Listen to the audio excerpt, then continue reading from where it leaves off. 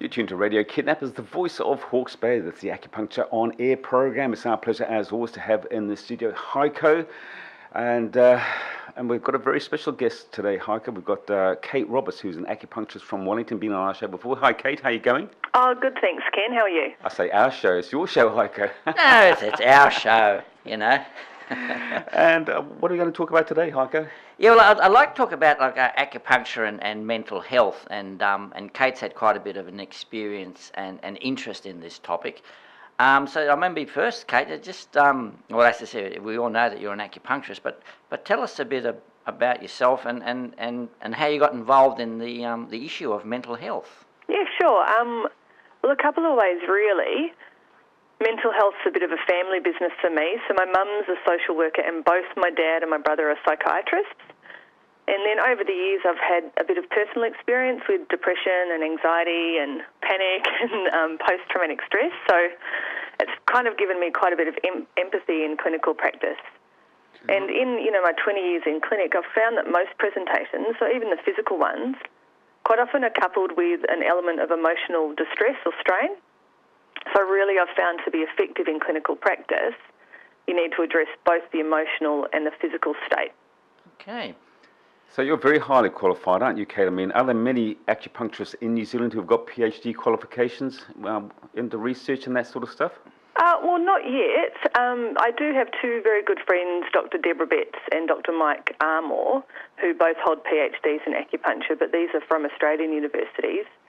There's not really any universities in New Zealand offering specific acupuncture postgraduate qualifications apart from up to a master's level. I was quite lucky. I managed to enrol via the medical school in Otago, so I'm in the Department of Primary Healthcare. So as I said, the school in New Zealand does offer a master's level qualification, but if you're wanting to go up to PhD level, you either have to go overseas or try and sneak into another health science department. And what are you doing your PhD on down in Otago, and what's the specific field or topic? So I'm looking at developing effective collaboration and communication pathways with primary care, so specifically around mental health, so what to do when we have a shared patient. How can we work effectively together to make sure the patient is safe and to make sure that the patient has the best outcomes? What I've found, with my research is at the moment the communication pathways are not perfect, not ideal, and in many instances they're not existent at all. And so I'm really trying to create some systematic and structured ways of getting that communication really top-notch. Yeah, because that was going to be one of the next things that I say, because particularly maybe in the last 5 years, I'm seem to be getting more patients now that, they're coming into the clinic to see me, but specifically sort of coming in on that first-time basis to say that they have, mental issues. They may have been labelled as depression or bipolar anxiety or whatever, and they've heard that acupuncture may be able to help, and often they're even afraid to say to their doctor or to their therapist, look, I want to try some acupuncture to help this. Often I think maybe because of ridicule coming back from some of the professionals out there. Yeah, I mean, it's interesting. The labelling of mental health problems is a concern. I mean, you've probably, been vaguely aware of the stats that over the course of anyone's life, half of New Zealanders are going to have a diagnosable mental health problem. And in any 1 year, 1/3 of New Zealanders could be diagnosed with a mental Ken, health how problem, many times have you been diagnosed with it? All the time. But I'm quite happy to admit that I'm a bit nuts. What about you guys? Yeah, I have no trouble admitting that I'm a bit crazy. Now, I know that a lot of these, what we should call alternative therapies, like acupuncture and homeopathic remedies and whatnot, they are considered to be alternative treatments. And I wonder, but they're also complementary, aren't they? They work alongside traditional medicine. So if someone comes to see you, Kate, or even you, Heiko, and they say, look, I'm on meds, I'm on Valium, or whatever they call it these days, do you suggest to them that they go off them? No, definitely not. No, I mean, definitely, because legally, yeah. I mean, we have to be careful. We're not allowed to. We can't even suggest change your dose, whatever. And the way around that, from what I say, so look, I really think, and this is how I'm trying to encourage to work together with others. So look, go back to your doctor or go back to the psychiatrist, and talk with them and say, look, you have an acupuncture, and you want to maybe trial coming off or cutting back, and then I think that's sort of the first step to try and get a bit of a communication going between the two therapies. Is that what you do, Kate? Yeah, I mean, one of acupuncture's real strengths is as an adjunctive. So most of the research says that if you get the treatments combined, the results will be more fast-acting and quicker to act, and you usually have to be on a lower dose anyway. And certainly a lot of the work I do is supporting people who are coming off or lowering their dose or are suffering from side effects from meds. So it's a really nice synergistic kind of arrangement between the East and West to maximise the patient's outcome. A psychiatrist and a psychotherapist, what's the difference? Also, a psychiatrist is medically trained, so all doctors go through a general medical training, so it takes about 4 or 5 years. And when they get to the point where they're a doctor, then they specialise, and psychiatry is a specialisation in mental health. So they can prescribe medications, they can do acute hospital work, whereas psychotherapists are trained in a form of talking therapy and behavioural therapy, but they don't prescribe medications. You agree with that, Heiko? Well, I think so. Do you get more cred when someone comes to see you, Kate? I mean, here you got all these letters after your name. That's got to be a bonus for you, doesn't it? Some more cred.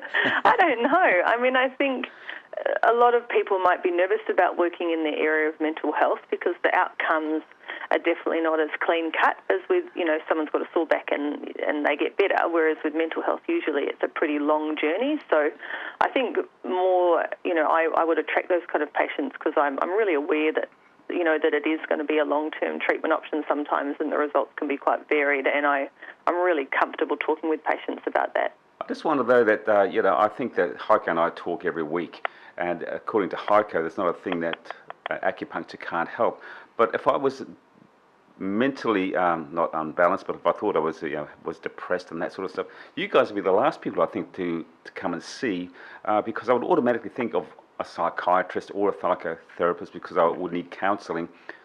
How do you get that message out there that acupuncture can in fact take the place of or help with that? I mean, you'd be the second place to call, wouldn't you? It wouldn't be first port of call. That's right, yeah, and but I think it's going to just take a bit of time, and particularly like a show like this is of great value to to get the information out there. And Kate now doing the research at Otago, so there's obviously now there's I don't know, the university professors and the doctors down there. They're hearing about it, yeah, and then I know there's been a number of studies, and Kate's probably more familiar with these, like at Chicago University or somewhere where they've tested, had 20 acupuncture treatments, and and then their depression scale has gone from 6 to 5, and all these things. Kate, would you have any idea from in the West anyway how much sort of research has been done to try to see if acupuncture or there actually has been screeds of research, and in fact just earlier this week the 2018 updated Cochrane review for acupuncture for depression came out. Okay. And research never says definitively this works, like it always says it has potential to work or the symptoms are reduced and more research is needed. That's just kind of how research rolls. But the Cochrane review, which is kind of the highest level of evidence you can get, said that there is a place for acupuncture, especially alongside Western med, but also of its own. The results that acupuncture gets are always better than if when you combine it with standard care, than whether you just have standard care alone. And the results that acupuncture gets are pretty similar to most talking therapies, so counselling, CBT, in terms of, the scales of depression coming down. That PubMed research, is that available for anyone on the web? Yeah, because I think what we should do is the link on. Yeah, put the link on the YouTube, because I think that'll be really useful for many people to have a look at. Now, obviously, the ancient Chinese, when they were doing acupuncture, they didn't have a clue what a chemical imbalance in the brain was. How did they know how to diagnose depression and treat it? Well, I guess for in ancient Chinese, they didn't really differentiate between a mental symptom and a physical symptom. It was all just seen as symptomology. So if someone was, kind of running around, at the top of a mountain with no clothes on. That was just the same as if they came in and they had a sharp stabbing pain in their tummy. Like it's, for them it was like, oh, this is the symptom, something's gone wrong, something's out of balance, and we're going to treat it accordingly. So they didn't kind of have the labels that we have that I think are slightly limiting these days. They just saw a person that was in a state of disease, and they worked to kind of get them back into a state of ease. Because I know some of the classic, in terms of traditional Chinese medicine, the symptoms, they saw it, it's like, I think it's described as fogginess in the brain, or the mind feels like it's full of wet towels or something. And this is a common symptom that I found that some people here with, sort of mental conditions will say. And then, in terms of modern medicine, these labels are sort of, is it like bipolar or depression? The fogginess, I would probably correspond that to a Western symptom called blunting, which is when, there's that kind of disassociation or disconnection with, stimulus, and that is a depressive symptom, definitely, that kind of inability to engage. Right. And, there's kind of a lot of traditional organ and meridian correspondences that could be at play there. So in Chinese medicine, we might say, it's heart fire could make you stressed, and then we'd use the heart meridian to kind of address the nervousness and the palpitations and things like that. So if I come and see you, Kate, or you, Heiko, and I get treated for depression, for instance, if I go to the doctor, I'm going to get a pill, I'm probably going to feel better or a bit more calm within an X number of days. How am I going to feel with acupuncture? How soon will I be feeling better? Good question, Ken. I'll let Kate answer that. Yeah, look, it's pretty hard to say exactly what your response to treatment would be, and that's the same for medication as well. What I do notice is that when people have one session of acupuncture on the table, the relaxation response is usually quite instant. Mm-hmm. We're tapping into the stress response, so the way that your body produces adrenaline and the way it combats adrenaline, and trying to get it to relax more effectively and also more quickly when it becomes stressed. And those results can be instant. Yeah, and I've definitely had that experience where I've treated people and they haven't actually told me that they were feeling flat or depressed or whatever label it might be, and then I've treated them for something else. And then, as we know, I don't know, the acupuncture releases endorphins and does all these things to relax people, and then they say, oh, geez, I feel something shifted. I actually feel like better. I feel clearer in the head, Or they come back the next week and they say, oh, I felt like so much better in my head for 3 days afterwards. And this is, again, I think it can be the powerful effect of the acupuncture. But be it, to shift someone permanently, like long term, it's going to take a little bit of time. You mentioned labels, Kate, and obviously I'm not an expert at all, but there's depression, there's depressive psychosis, there's schizophrenia, there's bipolar, there's clinical depression, there's postnatal depression, there's traumatic stress disorder. How do you classify them? And that's a good point, because you're not doctors, you're not psychiatrists, you're not psychologists. Sort of, how do you put the right label on whatever I've got? Yeah, so we don't really tend to use a lot of those labels. We're obviously aware of them because we work with Western medicine, and most of our clients will come to us with a diagnosis. I think what's interesting is that the number of diagnoses available has increased by over 400 in the last 20 years, and I think part of that is because they're trying to classify symptoms that maybe don't need a diagnosis, and it also ties in with being able to get insurance funding quite often is linked to having a specified diagnosis. So I think sometimes the whole labelling thing isn't necessary. People are just usually either anxious or depressed, or a combination of both. I would say that's the majority of mental health presentations, and in Chinese medicine we just put that into our terminology. We speak a slightly different language, but it's just semantics. We see people that have got the same presentations, we might just call it something different. Are there any of those disorders that you might walk away from as an acupuncturist and say, hey, this guy's a bit of a nutcase? I know I would never walk away from a patient that was in distress, but there are certainly conditions that I would work very closely with their GP or other therapists if I had concerns. Yeah, and I've had to say that in the past, and I said, look, I'm I'm happy to treat you, and I think I can help. But I think we really need to work together, with your GP, whatever, on this. And then sometimes I will email the GP, or at least let them know that I'm treating them, just from a safety point of view. You also hear of people who are on antidepressants literally for years and years and years, and I guess it becomes a habit that they think that they're depressed all the time. Is that what happens with the acupuncture side, that they've got to come and see you for years and years and years?